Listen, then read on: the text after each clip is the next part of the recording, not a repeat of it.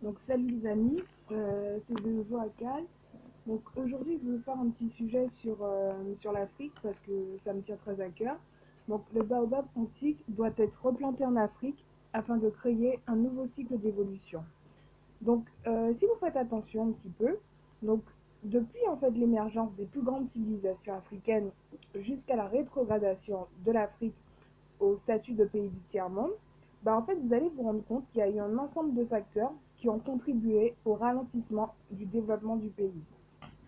Et justement, vous avez par exemple l'esclavage, l'impérialisme, le développement du capitalisme, l'annexation des ressources, qui jouent justement contre le développement de l'Afrique.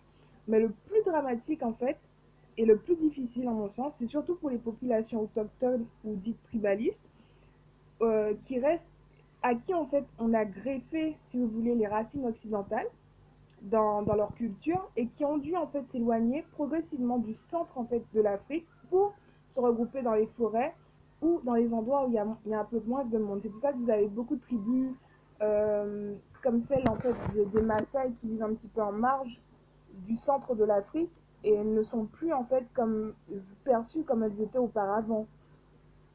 Et justement, le fait d'avoir greffé en fait ces racines européennes euh, à l'Afrique, ben ça fait que culturellement, historiquement et artistiquement, et dans d'autres points aussi, on a ajouté en fait des choses à l'Afrique qui lui étaient pas propres. Et donc ça a causé, si vous voulez, un égarement parce que c'était pas comme ça en fait que dans l'Afrique antique, on voyait les choses. Donc nous pouvons identifier comme facteurs déterminants et points à améliorer pour, euh, pour la population actuelle et plus précisément les jeunes.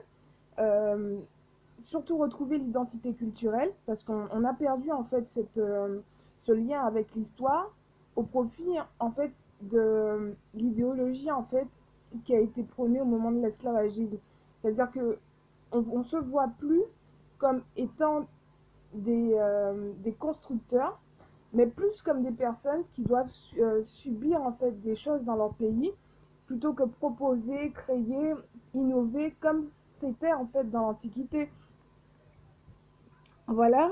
Et je pense que justement, par un nouveau système éducatif, un système éducatif qui irait en faveur en fait du développement des Africains, c'est-à-dire en faveur de leur créativité qui est innée, le fait que beaucoup d'Africains se sentent bien en fait quand ils sont dans la nature ou qu'ils aient des aisances en fait dans les activités sportives, il y a tout ce qui touche à l'instinct, au, à l'émotionnel. Ben, si on crée une éducation sur le cerveau, basée sur le cerveau gauche autant que sur le cerveau droit, hein, comme ce qui est prôné en Occident, ben, on pourra en fait permettre à certaines personnes de pouvoir plus facilement trouver leur place et se sentir à l'aise. On ne peut pas par exemple mettre un artiste en maçonnerie si il est doué pour faire de multiples choses. Ensuite, il faudra également une gouvernance plus communautaire. Parce que si vous faites attention, actuellement, ben, les rois, ou plutôt les présidents, ne conquièrent plus la véritable richesse. Et quand je dis richesse, je parle de la richesse qui était originellement cherchée en Afrique. C'est-à-dire que celle qui était basée sur le bonheur, la culture, la spiritualité, la diversité des ressources, enfin énormément de choses qu'aujourd'hui, qui ont été remplacées par, si vous voulez, des doctrines capitalistes. C'est-à-dire que le roi ou le chef du village qui avant aurait préféré en fait favoriser les intérêts de sa population, ben aujourd'hui il est obligé en fait avec l'économie de rentrer dans le jeu en fait du capitalisme et ça crée en fait un manque de sentiments et d'harmonie dans les communautés plutôt que rapprocher en fait le peuple du pouvoir. Donc c'est en ce sens que je disais ça. Il faudrait que chacun ait la possibilité de s'exprimer ou qu'il y ait une relation plus riche entre le peuple et ceux qui le gouvernent. Et je voulais dire aussi également qu'il y a eu au niveau de ça aussi, au niveau de la mauvaise gouvernance qui a été instaurée, bah, il y a eu aussi une banalisation des ressources qui faisaient la richesse de l'Afrique. Par exemple, si vous faites attention aux mines d'or ou bien, de quoi je peux parler encore? Il y a les mines d'or, il y a l'ivoire des éléphants, il y a énormément de choses qui ont été pillées, alors qu'avant, c'était des choses qui étaient...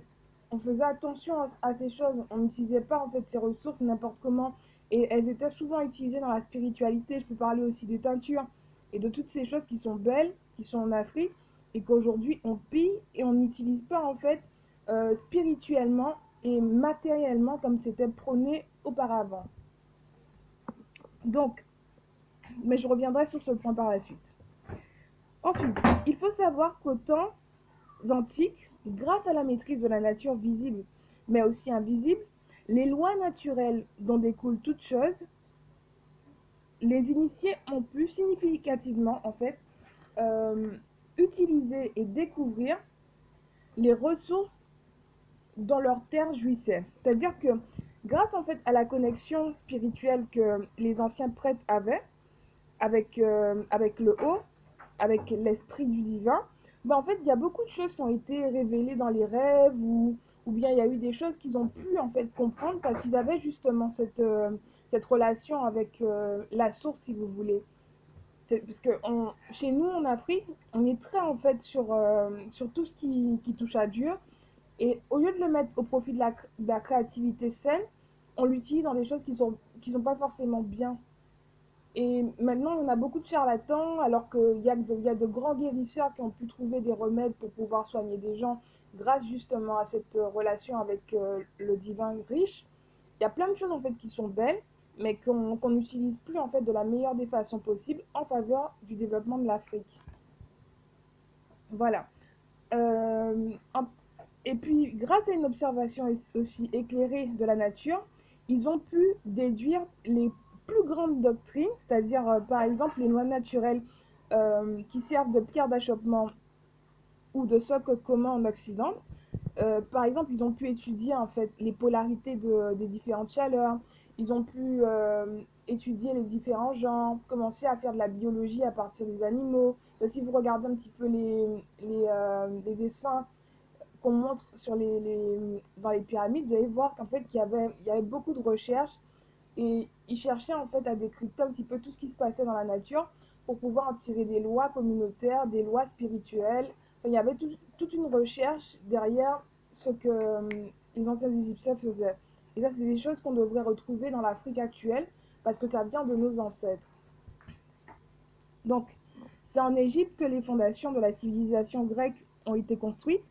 Il n'y avait pas de livre en Grèce et il fallait en fait que les savants antiques comme Platon ou encore Pythagore viennent en Égypte pour pouvoir en fait mémoriser justement la connaissance, la philosophie, la psychologie, en fait tout ce qui était prôné là-bas, ben ça a été en fait déporté vers la Grèce pour que la Grèce devienne à son tour une grande civilisation par la suite. Et puis on a eu Rome, puis toutes les grandes civilisations, et puis vous connaissez pour la suite.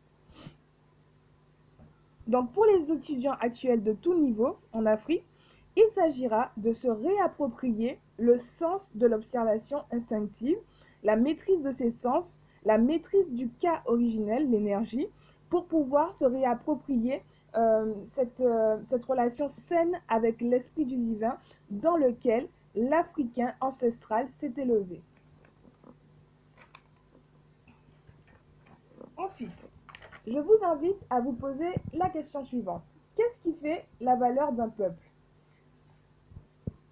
Alors vous me direz les fondamentaux. Et qu'est-ce que sont les fondamentaux d'un pays? Ben, les fondamentaux d'un pays, c'est tout simplement la richesse générée à partir du cœur du pays, soit la population. C'est-à-dire que mieux la population va être entretenue et mise en avant, c'est-à-dire qu'on va chercher en fait la chimie entre le peuple et la gouvernance, plus il va y avoir de créativité et de choses positives qui vont être faites en faveur d'une cité, d'un pays ou d'une civilisation. Alors, dans les temps anciens, les champs d'action centraux étaient basés sur la vie. Donc, si vous faites attention un petit peu à l'Égypte, la Nubie et tout ça, vous allez voir qu'on prenait, comme je vous disais tout à l'heure, le peuple et ses besoins super en compte parce qu'il n'y avait pas de famine comme il y en a actuellement. On faisait attention à ce qu'il y ait l'abondance et que les greniers soient pleins. On veillait sur les récoltes. il y avait la loi, donc les institutions religieuses, les institutions administratives, la science, donc c'est tout ce qui touchait aux doctrines comme l'histoire ou encore l'astronomie, l'astrologie et toutes ces choses en fait qui permettent à une cité d'avoir des fondations solides, de pouvoir faire évoluer année après année ce que les anciens ont achevé en leur temps. Alors, nous allons procéder maintenant à une synthèse de ce qui a été, qui est et qui peut potentiellement émerger. Donc, si la jeunesse africaine se prend en main. Donc, si on analyse les doctrines scientifiques initiales africaines, qui étaient l'alchimie, mais vraiment dans le plus antiquement possible, hein, c'est-à-dire le plus en arrière possible, c'était l'alchimie, la psychologie, l'anatomie et l'astronomie. Donc, si on prend le temps en fait d'analyser ces choses, ces quatre sciences, on peut déduire quatre choses. Donc, c'est que les Africains antiques se sont d'abord accaparés la maîtrise du monde spirituel grâce à la maîtrise de la psyché humaine par la psychologie et notamment en fait la prescription de certaines méthodes thérapeutiques. Donc de ce que j'ai appris en fait dans certains documentaires, bah, par exemple on utilisait la musique et des choses en fait qui étaient saines pour pouvoir soigner en fait l'esprit des gens qui étaient stressés ou bien pas bien ou bien perturbés par certaines choses afin justement de détendre leur tension. Enfin, il y a des choses qui elles sont pas nouvelles, elles ont été en fait découvertes par le passé et utilisées dans un cadre thérapeutique. Ils avaient également la compréhension des sphères célestes, donc des messages divins. Donc si vous faites attention, il y a une petite parabole dans la Bible où le Christ parle de, de l'identification des signes des temps. Donc ça veut dire en fait quelque part que le Christ en fait était en train de dire à cette époque que les gens faisaient attention et avaient une connaissance en astronomie qui leur permettait de savoir à quel moment telle saison, à quel moment telle chose allait arriver, parce qu'ils avaient pris le temps justement d'observer la nature euh, et également l'univers. Donc il y avait la compréhension des sphères célestes au niveau de la chimie, mais il y a aussi, grâce à l'alchimie, l'astronomie, et il y a aussi, grâce à l'astronomie, la compréhension des différents cieux. Quand je dis différencieux, c'est-à-dire comme il y a l'espace qui est en haut de nous, mais derrière l'espace qui est en haut de nous, enfin, à côté, enfin, plutôt dans l'espace ou peut-être, voilà, plutôt dans l'espace et dans le monde dans lequel on vit, il y a différents cieux, différents mondes. Et si vous faites attention en fait aux grands livres comme la Bible ou encore la Torah et tous les autres livres qui ont été écrits en ces temps-là, enfin au temps de l'Antiquité, vous allez vous rendre compte que c'est grâce à l'étude de l'astronomie qu'on a pu poser les fondations sur les mondes invisibles. Ensuite, nous avons eu la maîtrise de la matière et sa répercussion dans l'invisible. Donc, par exemple, grâce à l'alchimie, ben, les ancêtres, surtout pour les guérisseurs actuels en Afrique, ceux qui pratiquent le chamanisme, vous voyez que par exemple, ils utilisent des plantes ou des potions ou des concoctions qui agissent spirituellement sur une personne et pas seulement en fait au niveau de la santé physique. Donc il y a